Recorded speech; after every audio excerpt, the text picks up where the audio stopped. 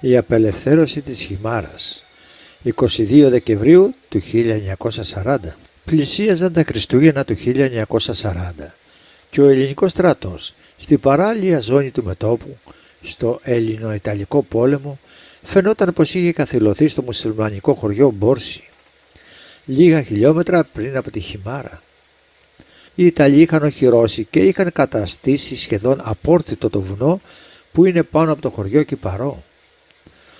Ο ορεινός αυτός όγκος έστεκε σαν τείχος μπροστά στις ελληνικές δυνάμεις και εμπόδιζε την προέλασή τους. Οι ελληνικές επιθέσεις είχαν αποβεί άκαρπες.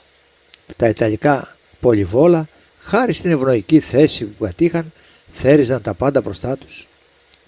Τότε παρουσίασαν στον διοικητή μια λεβέντισσα Κυπαριώτισσα που είχε έλθει κρυφά από την Κυπαρό και ζητούσε να τον ειδεί. «Μπορώ να σας περάσω από ένα μονοπάτι πίσω από τις γραμμές των Ιταλών», του λέει. Ο διοικητής την κοίταξε στην αρχή με κακυποψία. «Μπορεί να είναι παγίδα», σκέφτηκε. Όμως κάτι μέσα του έλεγε πως μπορούσε να πιστευτεί τη γυναίκα αυτή. Διέταξε τότε μία δημιουργία να ετοιμαστεί και όταν πέσει το σκοτάδι να ακολουθήσει τη γυναίκα. Στην αρχή οι στρατιώτες με τη γυναίκα μπροστά κατευθύνθηκαν μέσα από πυκνό ελαιόνα προς τα παράλια όπου η απόκρημνη αυτογραμμή εμπόδιζε την ορατότητα των Ιταλών. Έτσι βαδίζοντας ακροβολισμένοι συνέχεια παραλιακά από το πρωτοπάπι του Κυπαρού, φτάσανε σε ένα σημείο όπου αρχίσανε να ανεβαίνουν μέσα σε ένα δύσβατο μονοπάτι. Κάποια στιγμή φτάσανε ακριβώς πίσω από τις γραμμές των Ιταλών. Μέσα στη σιωπή της νύχτας, ξαφνικά, οι Ιταλοί ακούνε μεταλλικούς κρότους πίσω από την πλάτη τους. Ήσαν οι ελληνικές ξυμφολόγχες που έμπαιναν στα όπλα. Αμέσως, πριν προλάβουν να αντιδράσουν, ακούνε την ιαχή αέρα και τους πρώτους πυροβολισμούς. Έντρομοι σήκωσαν τα χέρια. Κάποιοι έπεσαν στα γόνατα και οικέτευαν για τη ζωή τους.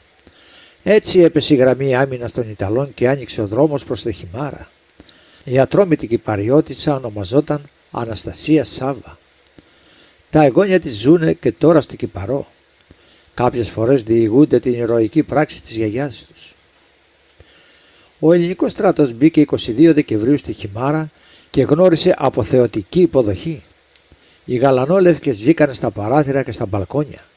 Ο κόσμος ξεχύθηκε για να αγκαλιάσει τους στρατιώτες και για να τους προσφέρει ό,τι μπορούσε. Τα Χριστούγεννα του 1940 έμειναν αξέχαστα στους χιμαριώτες. Τότε η γραμμή του μετώπου αναπτύχθηκε από το Σκουταρά στα βόρεια της Χιμάρας μέχρι την κορφή Αυγό των Ακροκεραυνίων. Ταυτόχρονα άλλες δυνάμεις από τον Μπόρση προωθήθηκαν προς την κοιλάδα του ποταμού Σουσίτσα και εγκατέστησαν το στρατηγείο στο χωριό Κούτσι. Εκεί ψηλά, στα Ακροκεραυνία, στα χιόνια, ο στρατός μας πέρασε όλο το χειμώνα του 40-41 και επιβίωσε μέσα σε σκαμμένα λαγούμια στην πλή του βουνού. Εκεί μέσα στα λαγούμια δημιουργήθηκαν τα πάντα. Κοιτώνες, μαγειρίο, ιατρείο, διοικητήριο, αποθήκες και ό,τι άλλο χρειαζόταν. Σε ελάχιστη απόσταση στην απέναντι πλαγιά, στο μεσημέρι, ήσαν οι Ιταλοί. Μέσα στη νύχτα ακούγονταν και κάποιοι να φωνάζουν προς τους Ιταλούς διάφορα, όπως «Ρε φραντέλι, πάλι μακαρόνια τρώτε».